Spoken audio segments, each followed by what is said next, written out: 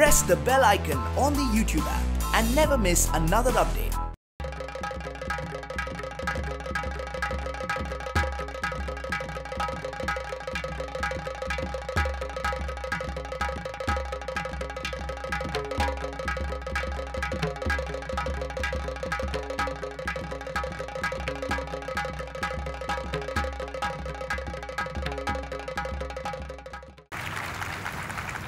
आणि भारताने 91 नंतर किती आर्थिक प्रगती केलेली असू द्या, जिचा थोडा अंश आपण उद्या पाहू शकणार आहोत, तरी आज भारताची सुमारे 27% लोकसंख्या म्हणजे 32 ते 35 कोटी लोक अजूनही म्हणजे अमेरिकेच्या अख्ख्या लोकसंख्येपेक्षा जास्ती, एकत्र युरोपच्या लोकसंख्येपेक्षा जास्ती लोक आज दारिद्र्य रेषेखाली जगतात. हे सुमारे 27%. त्यांचं जीवनमान सुधारणे, त्यांना एक मानवी डिग्निटी सहित किमान जगणे, याला जी पावलं उचलायला लागणार आहेत त्याला अजून काही प्रमाणामध्ये आपल्याला कार्बन उत्सर्जन आणि कोळसा असेल, तेल असेल, थर्मल इलेक्ट्रिसिटी असेल, ह्या सगळ्याचं आहे. पण त्या डर्बनला भारतावर प्रेशर होतं की तुम्ही पण कायदेशीर बंधनं मान्य करा. ते अर्थातच भारताने मान्य न करणे, त्याच्यामुळे ठरलेल्या वेळात तर ती परिषद संपली नाही, दुसऱ्या दिवशीपर्यंत चालू राहिली. त्या डर्बनमध्ये भारताने फार तर फार सांगितलं की आमची अन्नधान्याची गरज, ते त्या WTO वर्ल्ड ट्रेड ऑर्गनायझेशन, तिची पण दरवर्षाला एक वर्ष शिखर परिषद, तिला मिनिस्टेरियल कॉन्फरन्स आहे, तिच्यामध्ये ज्या भारताच्या अन्नधान्याच्या गरजा आहेत कंडिशन, त्याच्यावर आधारित तेवढं ती लक्षात घेऊनची आमची म्हणजे अन्न सुरक्षा, फूड सिक्युरिटी, एवढं जर मान्य करत असाल तर आम्ही 2012च्या नंतर आम्ही जरा विचार करू की कार्बन उत्सर्जनाची स्वेच्छेने मान्य केलेली कार्बन उत्सर्जन कमी करण्याची बंधनं आम्ही मान्य करू. 2011च्या भारताच्या ह्या शब्दासमोर मग युरोपीय देशांनी म्हणजे क्योतो करारातले अनेक सर्वन त्यांनी मान्य केलं की 2012ला क्योतो कराराची मुदत संपते, त्यामध्ये जी कार्बन उत्सर्जन कमी करण्याची विकसित देशांवर उद्दिष्ट होती, तर या विकसित देशांनी शब्द दिला की आम्ही ती 2015 पर्यंत वाढवू, म्हणजे एक्सटेंड, आम्ही फर्स्ट कमिटमेंट पिरियड तो जो होता आम्ही वाढवू 2015 पर्यंत. पण आता फायनली मसुदा 2015 मध्ये समोर आला पाहिजे. तो 2015 मध्ये मसुदा समोर आला, तो त्या कोपनहेगन प्रक्रियेचा शेवट होता. आणि प्रत्येक देशाने आपापल्या INDC सादर करायचे, म्हणजे इंटेंडेड नॅशनली डिटर्मिन्ड कमिटमेंट्स. त्या देशांनी आम्ही कार्बन उत्सर्जन कमी करायला काय पावलं उचलू, त्याच्यासाठी आमचा कार्यक्रम काय, आणि ते लक्षात घेता आमची उद्दिष्टही अशी असतील असं आपण सादर करायचा. माणसासमोरची शेवटची आशा 2015 होतं, डिसेंबर, पॅरिस, ती आहे COP21 आणि CMP 11. आणि तिथे पण मी असू शकलो होतो, ते पण भाग्य होतं. परिषद चालू व्हायच्या आधी 145 देशांनी सादर केले होते, परिषदेच्या काळात उरलेल्या देशांनी सादर केले, आणि शेवटच्या दिवशी हा स्वेच्छेने मान्य झालेला पॅरिस करार संमत झाला. तो करार म्हणतो की शक्यतो 1.5 डिग्रीज, औद्योगिक क्रांतीच्या प्रारंभी जे जागतिक सरासरी तापमान होतं तिथपासून शक्यतो 1.5, पण निदान 2 डिग्रीच्या खाली तापमान वाढ थांबवायची. ती 2 डिग्रीच्या खाली थांबवायची असेल तर कार्बन पार्टिकल्स पर मिलियन, हवेच्या 10 लाख कणात कार्बन कण किती असलेले चालतील, तर ते 420 क्रॉस होऊ द्यायचे नाहीत. आत्ता 400 क्रॉस झालेले आहेत, आणि 1.5 तर एव्हाना क्रॉस झालेलं पण आहे. पॅरिस करार होताना 1.5 वर थांबायचं जर असेल तर त्याचा अर्थ होता माणसांनी त्या दिवशी कोळसा आणि तेल बंदच करायला पाहिजे होतं. ते जर त्या दिवशी केलं तरच नवं होणारं कार्बन उत्सर्जन थांबेल आणि 1.5 पाशी होईल. आता पॅरिस करारातलं उद्दिष्ट आहे 2 डिग्रीज आणि 420 कार्बन पार्टिकल्स पर मिलियनच्या खाली थांबू. पण देशांनी आपणहून सादर केलेले आकडे असं दाखवतात की तेवढे जरी त्या देशांनी प्रामाणिकपणे पाळले तरी जागतिक तापमान वाढ 3.7 डिग्रीनी होणार आहे. ती जर झाली तर समुद्राची सरासरी पातळी 6 मीटरनी वर जाईल. औद्योगिक क्रांतीच्या प्रारंभी होतं ते तापमान 2 डिग्रीनी जरी वाढलं तरी तुवालू, मालदीव्स ह्या सगळ्यांना धोका आहे की आम्ही तर बुडणार आहोतच बाबा. 2 डिग्री जरी तुम्ही म्हणलेत तरी आम्ही तर बुडणार आहोतच, पण एकूण मानवतेचा मोठा भाग वाचू शकेल.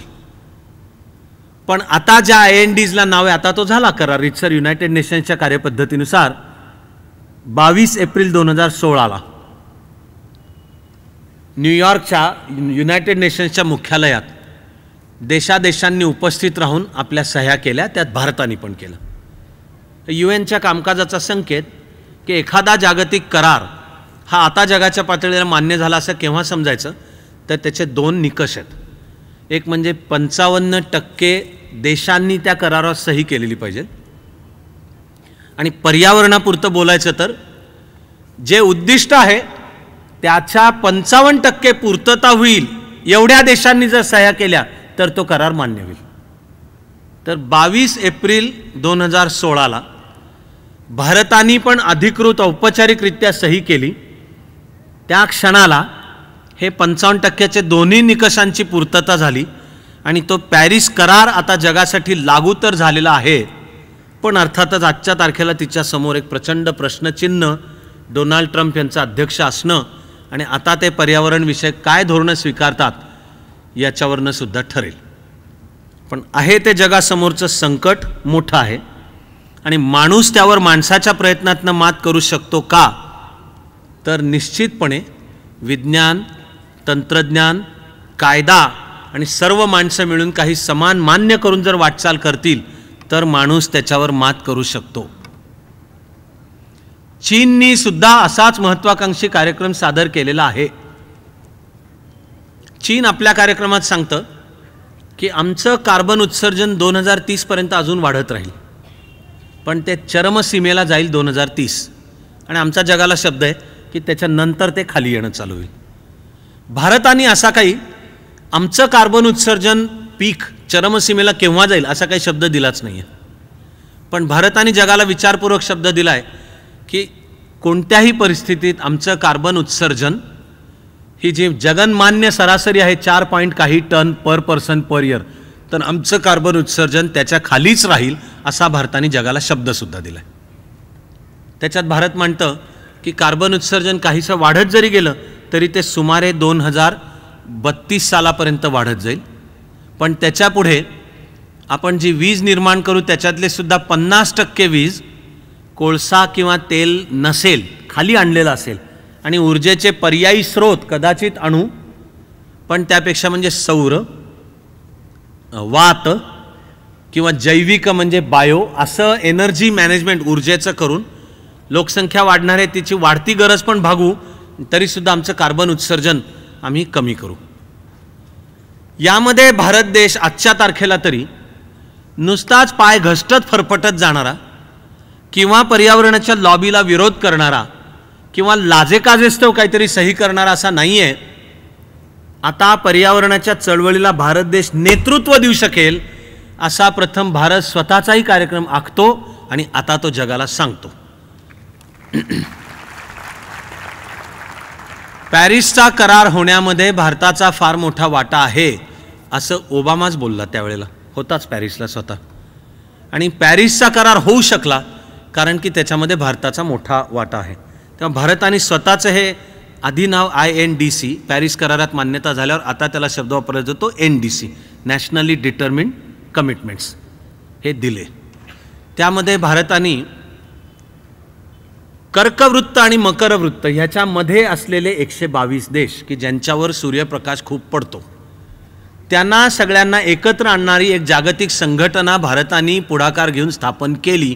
तिचं नाव इंटरनॅशनल सोलर अलायन्स. आणि या कर्कवृत्त आणि मकरवृत्तामध्ये जगातले 122 देश येतात. भारताने त्यांना हाक दिली. 122च्या 122 देश या इंटरनॅशनल सोलर अलायन्सचे आता सदस्य देश आहेत. मी त्याच्या उद्घाटन कार्यक्रमाला उपस्थित होतो पॅरिसमध्ये. या 122 पैकी 55 देशांचे सर्वोच्च प्रमुख त्या कार्यक्रमाला उपस्थित होते.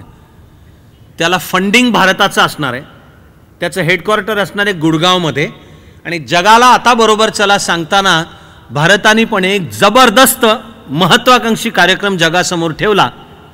तो म्हणजे भारत देश 2022 पर्यंत 100 गिगावॉट एवढी इलेक्ट्रिसिटी ऊर्जा नुसत्या सौर ऊर्जेतून निर्माण करेल असं वचन जगाला देऊन भारताने तसा कार्यक्रम जगासमोर ठेवलाय. काही वेळा नुसते आकडे ऐकून मॅग्निट्यूड लक्षात नाही येत, पण जेव्हा मी सांगीन की अख्ख्या भारताची सध्याची एकूण म्हणजे हे मोजपट्टी चालू झाली तेव्हाची एकूण विजेचं उत्पादन 260 गिगावॉट, अख्ख्या भारताचं एकूण विजेचं उत्पादन सुमारे 260 गिगावॉट आहे. आणि आता भारत देश जगाला सांगतोय की 2022 म्हणजे आलं फार लांब नाही आहे, 2022 असं येईल. भारत जगाला सांगतोय की 2022 पर्यंत आम्ही 100 गिगावॉट सौर ऊर्जेच्या द्वारा करू. आम्ही ते करताना सुद्धा नुसत्या भारताचं मोजमाप म्हणजे 2014 मध्ये मोजमाप चालू होताना आपण एकूण सौर ऊर्जेद्वारा 2.6 ते 3 मेगावॉट एवढे सौर ऊर्जेतनं आपण करत होतो. आणि जगाला शब्द देतो की 2022 पर्यंत 100 गिगावॉट करू. बरं, जगाला 2022 पर्यंत 100 गिगावॉट करू देत होतो. तुमच्याशी मी आज बोलतोय या तारखेला म्हणजे शेवटचा 31 डिसेंबरचा रिपोर्ट, तर भारताने 10 मेगावॉट क्रॉस केलेत आता, की 10 मेगावॉट सौर ऊर्जेच्या द्वारा क्रॉस करून ही दिलेला शब्द पाळणे म्हणजे 100 मेगावॉट सौर ऊर्जा. त्याच्यामध्ये अनेक तऱ्हांच्या नवीन नवीन संकल्पना सुद्धा भारत देश आणतो आहे. त्यातली एक फारच क्रिएटिव्ह एक म्हणजे तिकडे नरेंद्र मोदी गुजरातचे मुख्यमंत्री असताना त्यांनी जे नर्मदा सरोवराचे जे कॅनॉल्स कच्छच्या परिसरापर्यंत सर्वत्र जातात ना, तर त्याच्यातले पाणी बाष्पीभवन होऊन जातं आकाशामध्ये. ते प्रमाण 30% आहे.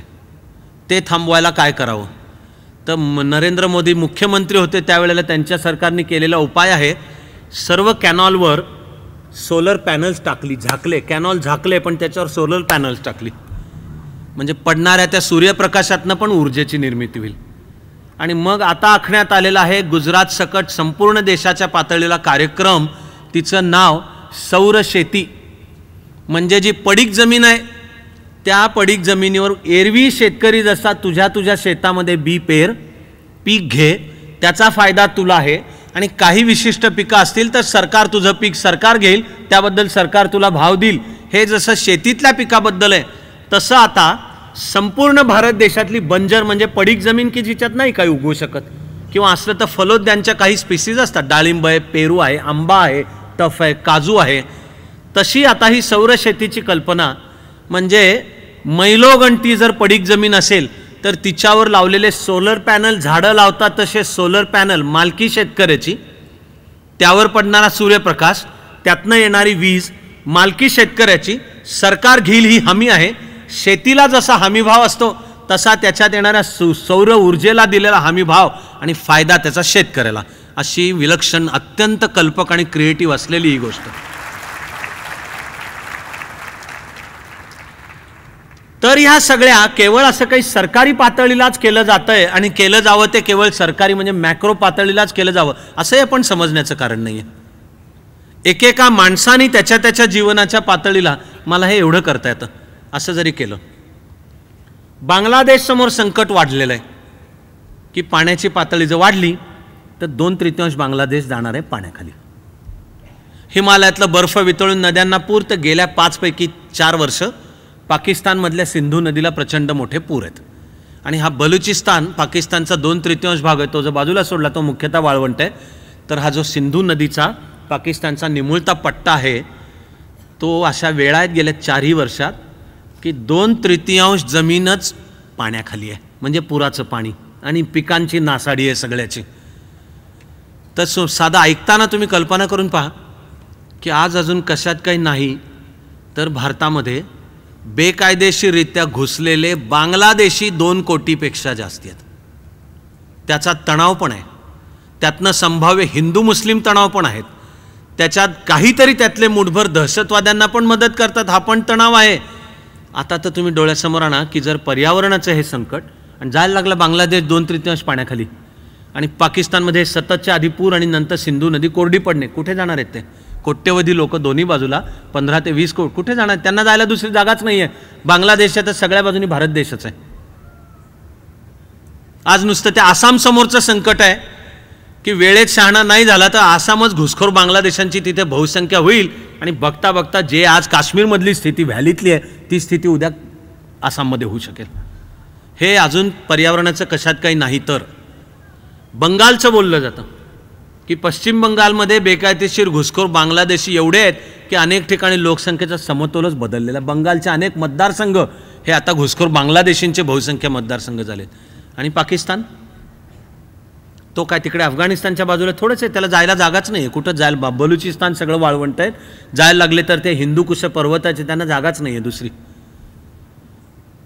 तेव्हा हे भारतासमोरचं जग आहे, जगासमोरचं आहे. तसंच हे रेफ्युजी निर्वासितांची समस्या जी आज युरोपला दिसणं चालू झालं आहे. सिरियातले निर्वासित, आफ्रिकेतला पर्यावरणाचा समतोल ढासळतो, त्याचा परिणाम प्रचंड रक्तपात. कोंगो, सेंट्रल आफ्रिकन रिपब्लिक, परवापर्यंत रुवांडामध्ये यादवी युद्ध चालू होतं. हजारो लाखांच्या संख्येने मिळतील त्या बोटीवर बसून त्या बोटी भूमध्य समुद्रात बुडतायत, त्यांचं स्मगलिंग चाललंय. पण काही करून ग्रीस किंवा इटलीत पोचू, त्याच्याद्वारा मॅसेडोनियाच्या द्वारा युरोपमध्ये पोचू तर आपल्याला जगता येईल. ते ऐकणार नाही. तो पोटापाण्याचे, जगण्याचे, सर्वायवलचे प्रश्न आल्यावर लाखो माणूस जे सीमेवर धडका देणं चालते ऐकणार नाहीत कशाहीवरचं. तेव्हा आहे ते हे संकट भारताच्या सुद्धा वाट्याला आहे. त्याला योग्य वेळी राष्ट्रीय धोरणं पण, आणि तसं भारताच्या जी काही आज 1.3 बिलियन आणि जगाची असलेली 7 बिलियन, लवकरच 8 बिलियन होणार आहे. एकेका माणसाने जरी आपल्यापाशी ठरवलं की हे माझ्याकडनं होणार आहे, हे एवढं एवढं आहे, तर मला पण विश्वास वाटतो की एकाहून एक क्रिएटिव्ह सोल्युशन्स आपण काढत असा दिवस तुमच्या माझ्या जीवनात आपल्याला पाहायला मिळेल की अरे त्या पर्यावरणाच्या गंभीर समस्येवर आपण मात केली. जरूर मला मान्य आहे की आहे ते भीषण आहे आणि अनेक शास्त्रज्ञ म्हणतात तसं भयंकर विध्वंस होणार आहे का, तर दुर्दैव आहे, बहुधा होणार आहे. पण एका बाजूला विज्ञान तंत्रज्ञान, दुसऱ्या बाजूला योग्य शासकीय धोरणं, पण सगळ्यात महत्त्वाचं आहे माझ्याकडून काय होऊ शकतं ते प्रत्येक व्यक्तीने ते करणे. अनेक शास्त्रज्ञ हे सांगतात गणित मांडून की मी माझ्या वैयक्तिक पातळीला जरी पर्यावरणाला पोषक जगेन, म्हणजे लाईफस्टाईल, माझी लाईफस्टाईल, जीवनपद्धतीतले बदल, तर आवश्यक त्या पर्यावरणाच्या 70% उद्दिष्ट त्यातनं साध्य होणं शक्य. ज्याला नाव आहे कार्बन फुटप्रिंट, की जगतानाचा माझा कार्बन फुटप्रिंट कशाने कमी राहील याची मी व्यवस्था करू शकतो.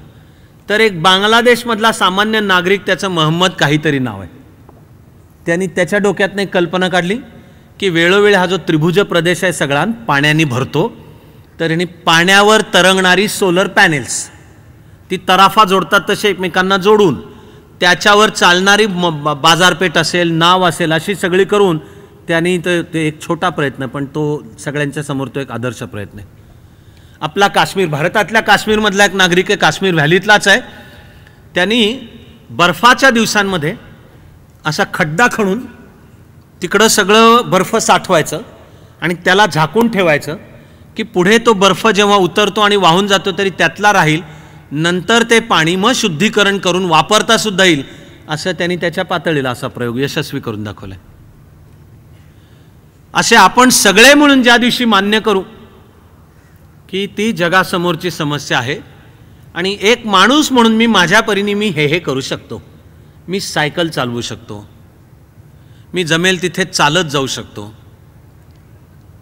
नैतिक मुद्दा केवळ मी बोलत नाही आहे, पण हे विज्ञानाने सिद्ध केलेलं सूत्र आहे की मांसाहारापेक्षा शाकाहार कार्बन फुटप्रिंट, तीच ऊर्जा देतो पण कार्बन फुटप्रिंट कमी करतो. कार्बन उत्सर्जनाचे प्रमाण हे शाकाहारांच्या मधनं कमी असतं. असा हा विज्ञाननिष्ठ मुद्दा आहे. टाळ्या वाजवणारे नैतिक पण वाजवत आहेत टाळ्या. हे आता हसले, ते टेन्शनमध्ये होते जरा, काही शपथ आपल्याला आत्ता निघून तंदूर चिकन खायचे आहे. आता ह्यांनी आपला आजच्या संध्याकाळच्या पुरता तरी गोडवा आपला त्याचा हरवला आहे. मास ट्रान्झिटच्या सिस्टीम्स आहेत की जो उठतोय तो कारच चालवतोय, त्याच्याऐवजी कारपूल आहे, एकत्र वापरतोय. मास ज्याच्याकरता आता मेट्रो वगैरे यायच्या चालल्या, त्या कधी येतील कोणास ठाऊक.